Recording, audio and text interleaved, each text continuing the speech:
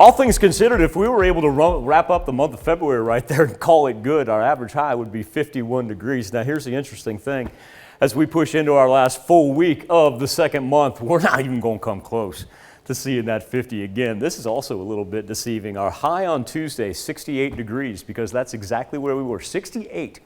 When we turned the clock from Monday into Tuesday at Joplin Regional Airport, and of course, after we turned the clock, boom, down we went. This is what I wanted to point out as far as our travel concerns go. We're looking great right now. This picture is going to look completely different. This is I-44 outside of Joplin, about mile marker 18, and this is one thing that we'll concentrate on tomorrow. Reason we took this one instead of the Tower Cam at 7th and Range Line, it's got a glaze of ice on it.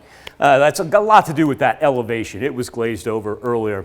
Have not had any reports from Department of Transportation or even boots on the ground of the roads being treacherous. Random slick spot every now and then, but that's to be expected with the amount that we had with the cold front. Here we are down in the teens to the northwest.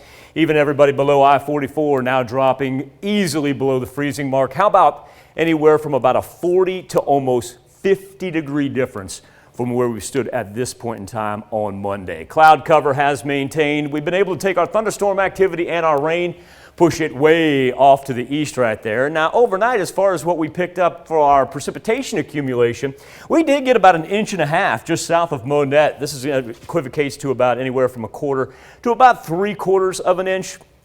Able to lift our flood watches and warnings though, so there's one positive. But now we're right back at it. We've got different color codes popping up in the form of winter storm watches. That's indicative of the dark blue right there. And another key factor is after the flood watch was removed, we actually saw the winter storm watches move off through southwest Missouri and to the east. Over here in south central Kansas, all the way up to the north central state line with Nebraska, those are wind chill warnings. They're looking at anywhere from 10 to 15 degrees below zero tonight. We're not going to get that cold, even though it's going to be dangerously cold for us. But this is of interest all the way from central Texas up through the plains to the Canadian border. All of these right here in some form or fashion deal with the massive cold front that's sweeping through the United States, including that red right there. That's an indicator for a blizzard warning. So the cold front pushing now south of the Red River, thunderstorm activity through the Tennessee River Valley, up through portions of Ohio into Pennsylvania. That'll stay as rain for them. And what we're going to see is a whole lot of moisture begin to generate here up just on the other side of the panhandle and work its way from Texas through Oklahoma and right through us. And that's why we're going to have our fair share of ice accumulation by the time we get to tomorrow. I think we're going to see the clouds clear off either later this evening or tonight. Problem with that is we're going to have wind chills that'll easily be in the negatives. Push up to the north right here, probably looking at feeling about like 5 below early tomorrow morning. Then as we get started, say about mid-Wednesday morning, we've got the freezing rain down to the south. This will be a little bit more intense, certainly, than the freezing drizzle that we had this morning.